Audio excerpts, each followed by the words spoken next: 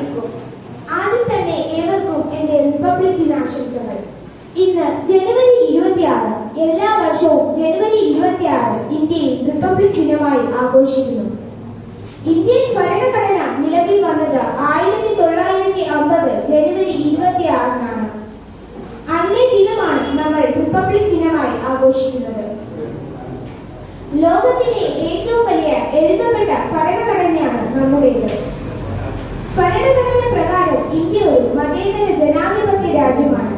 പല ജാതിയിലും മതത്തിലും സംസ്കാരത്തിലും ഭാഷയിലും ഉൾപ്പെട്ട ആളുകളെ ഒന്നിച്ചു നിർത്തുക എന്നത് വളരെ വെല്ലുവിളി നിറഞ്ഞ കാര്യമാണ്.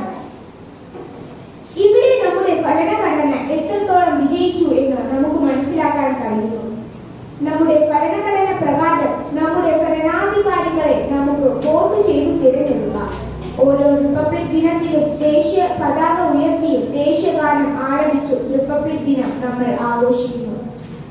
നമ്മുടെ രാജ്യം സ്വതന്ത്രമാക്കുന്നതിന് വേണ്ടി അഹോരാത്രം പോരാടിയ എല്ലാ സ്വതന്ത്ര സമര സേനാനികളെയും നമുക്ക് നന്ദിയോടെ ഓർക്കാം. ഇത്രയും